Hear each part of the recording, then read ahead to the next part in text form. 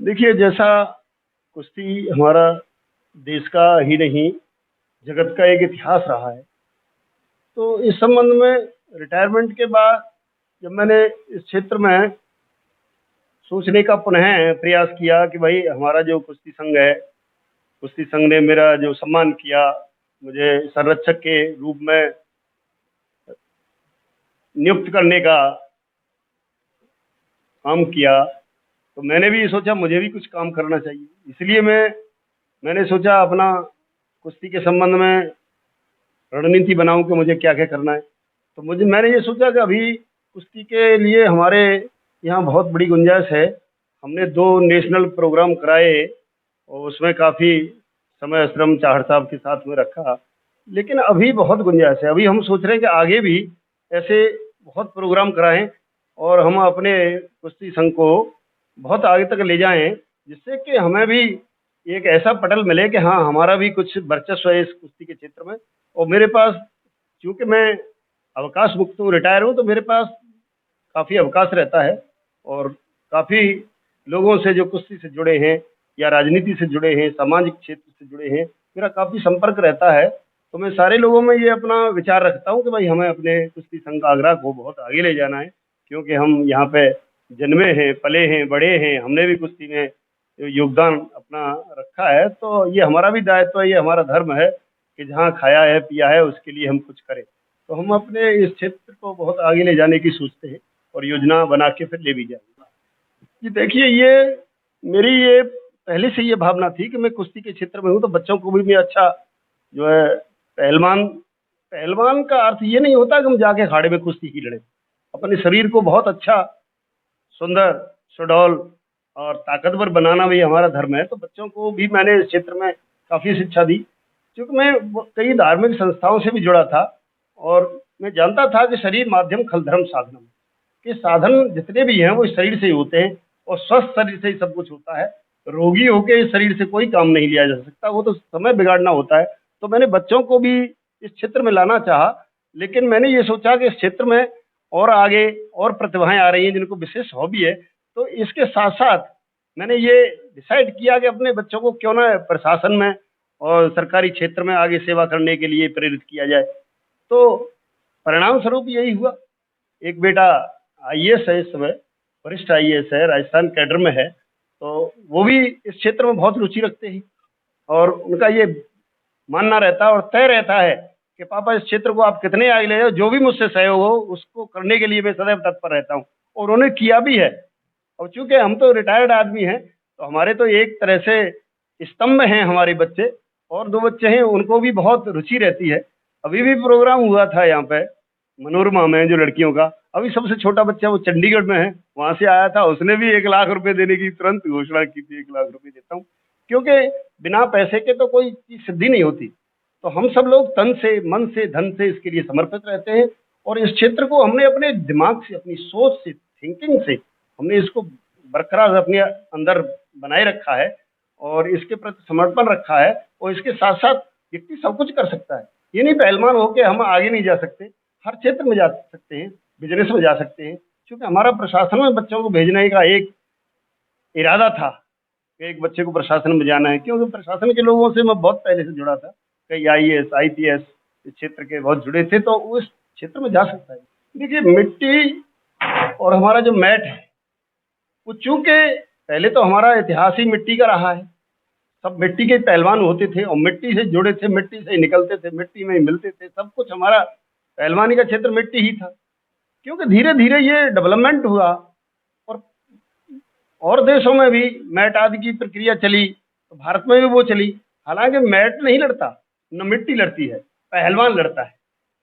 तो हम लोग दोनों ही दिशाओं में काम कर रहे हैं और दोनों ही दिशाएं एक दूसरे की पूरक है, कोई अलग नहीं है। जहाँ मिट्टी के जहाँ शौकीन है, मिट्टी में जहाँ व्यक्ति ज़्यादा रुचि रखता है, तो वो प्रयास करे कि हमें आगे मैट पर भी लड़ना है, क्योंकि मैट कोई ऐसी चीज़ नहीं है जिस पर नहीं लड़ा जा सके। क्योंकि अब विश्व की एक परिपाटी जैसी बनी है कि मैट बहुत चल रहा है, तो हम मैट के लिए भी बच्चों को ज़्यादा से ज़्यादा तैयार करें और अपने मिट्टी, जिनको बहुत ज़्यादा रुचि है कि मिट्टी में ही हम लड़ सकते हैं, तो मिट्टी को भी रखें और अपना पूर्ण योगदान मिट्टी में भी दें और अपना मैट के लिए भी तैयार करें। क्योंकि मैट आजकल चल ही रहा है सब जगह, तो हम सब लोग ट्रेनर भी ऐसे रखें कि जो विशेषकर मैट के हों। और तो मिट्टी तो इतिहास है ही, अब मैट भी मिट्टी में ही है। भाई देखिए, पहलवान को जो वर्जिश करनी होती है, व्यायाम करना होता है, मेहनत करनी होती है, तो ये भी एक बहुत बड़ा संयम है। ये भी एक बहुत बड़ी तपस्या है, जैसे एक योगी की तपस्या होती है। अगर व्यक्ति इतना आगे जाना चाहता है नेशनल इंटरनेशनल के लिए, तो उसके लिए उसको ये पहलवानी को ही अपना आत्मसात करना होगा। उसके लिए कम से कम सुबह शाम 4-4 घंटे का उसके लिए व्यायाम होना चाहिए, क्योंकि उसको समर्पण रहना है, उसी में रहना है। तो 4-4 घंटे से कम व्यायाम तो उसका होना ही नहीं चाहिए। और अब उसके परिवार को भी सामंजस्य बनाए रखना चाहिए, उसके खाने पीने, रहने सहने, विश्राम आदि की अच्छी व्यवस्था होनी चाहिए, तभी व्यक्ति इतना आगे जा सकता है। उसमें किसी भी प्रकार का दबाव, बोझ, भार या और कोई विशेष कार्य ऐसे नहीं होने चाहिए जिससे उसके दिमाग में दूसरी तरफ ज़्यादा झुकाव हो।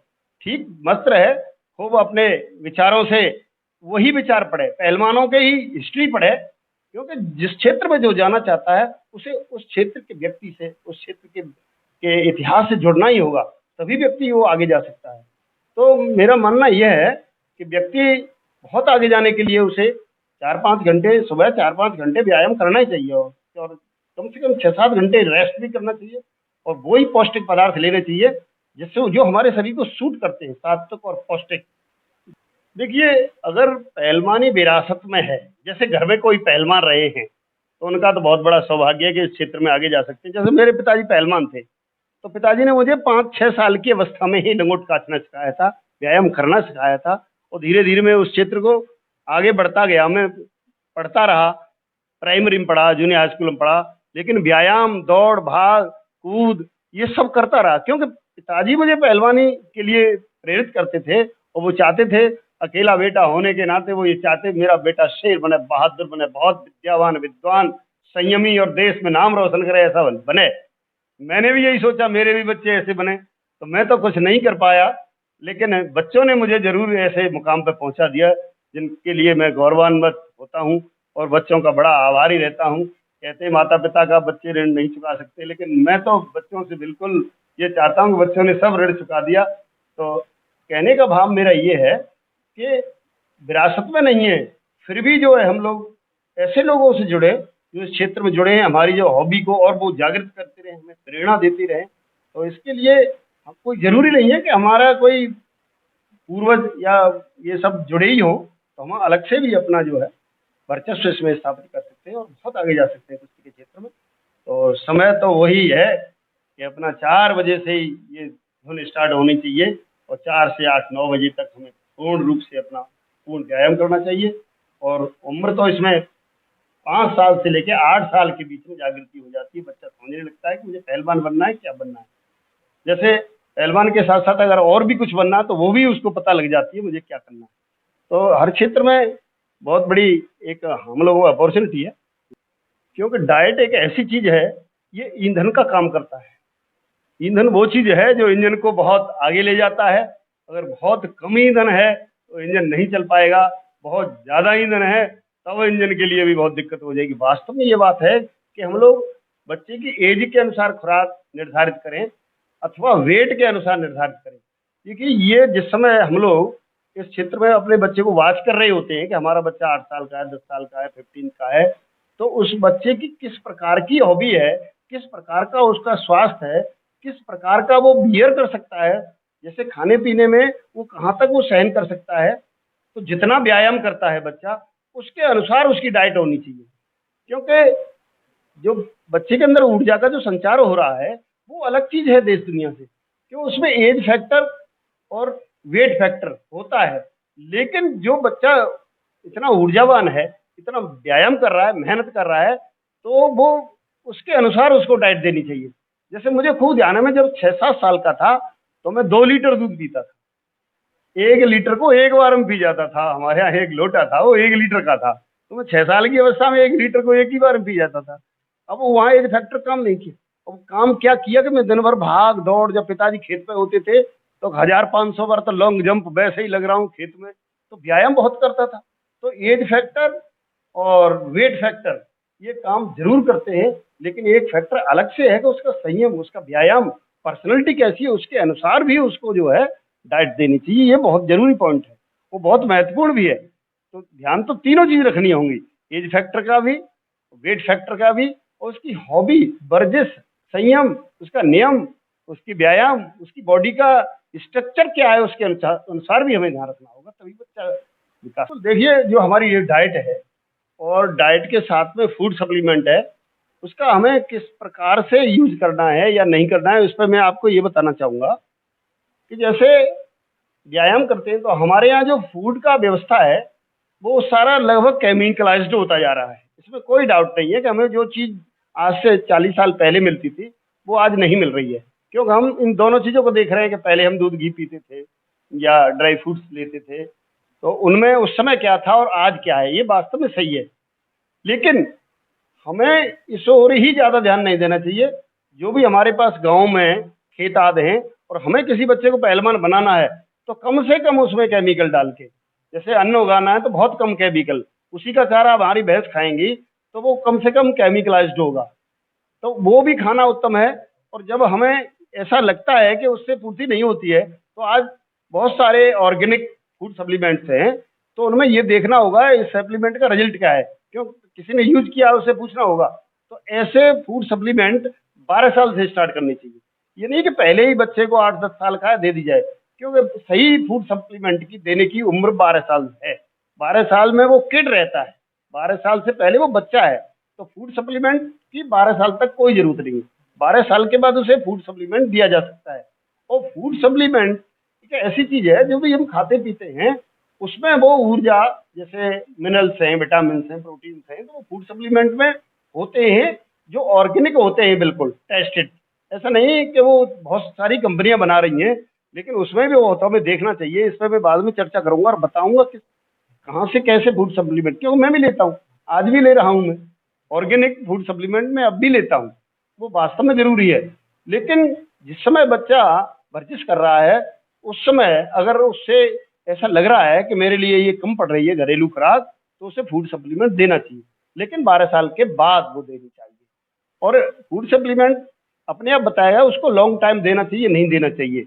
वैसे फूड सप्लीमेंट जो ऑर्गेनिक के होते हैं, वो हानिकारक नहीं होते। केमिकलाइज्ड जहाँ भी फूड सप्लीमेंट होंगे, उनसे बचना चाहिए, क्योंकि वो बॉडी में पहले एक्शन करेंगे, फिर रिएक्शन करेंगे। तो उससे बॉडी को उतना लाभ नहीं होगा जितना ऑर्गेनिक फूड सप्लीमेंट्स होगा। तो वो एक 12 साल बाद दिए जा सकते हैं। और जो भी हमारी व्यवस्था है, तो उसको वॉच करना होगा कि वो ठीक काम कर रही है कि नहीं कर रही है।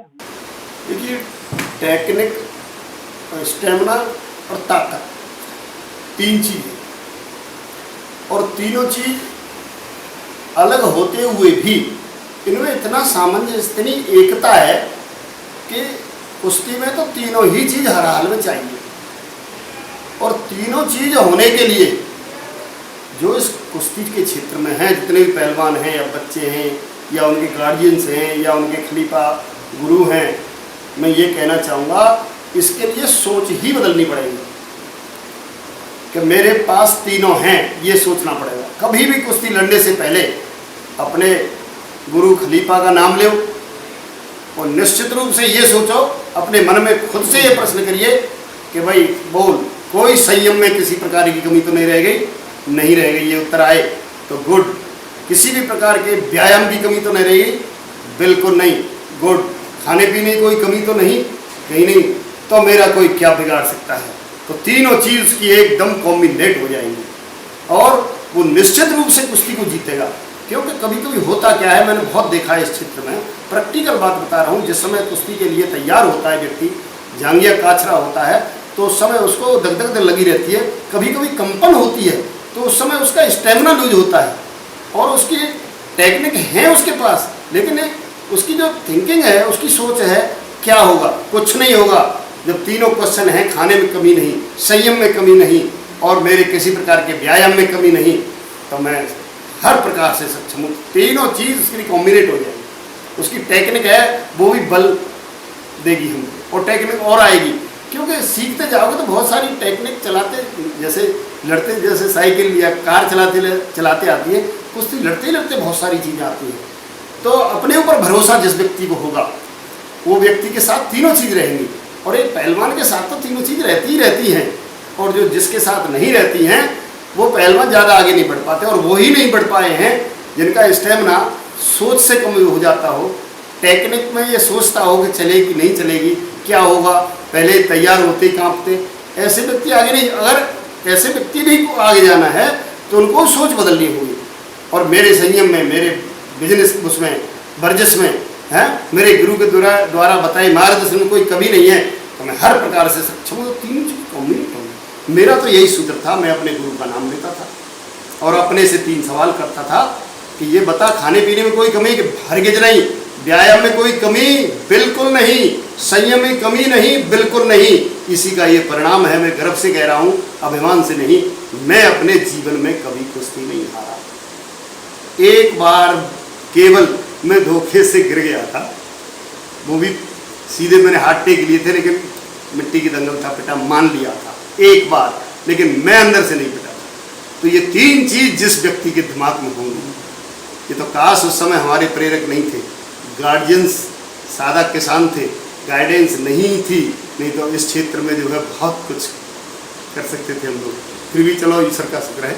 लेकिन मैं यही कहना चाहूँगा, तीनों चीज़ बड़ी कॉम्बिनेट हो जाएंगी अगर आदमी की सोच बदलेगी और अपने ऊपर आत्मविश्वास होगा। ये आत्मविश्वास से तीनों एक तो प्रैक्टिकल होता है। बहुत बहुत आभार आप लोगों का, बहुत बहुत धन्यवाद। और चैनल के लिए मेरी बहुत बहुत शुभकामनाएं कि हमारा चैनल बहुत आगे जाए, और जिससे हमारे लिए, ये तो हमारे लिए, जब हमारा चैनल आगे जाएगा तो हम कुश्ती के क्षेत्र में उसका बहुत प्रसार भी कर सकते हैं। और आगे के लिए मैं हर प्रकार से तत्पर। इस कुश्ती संघ के लिए मेरा समर्पण है। धन्यवाद बहुत बहुत।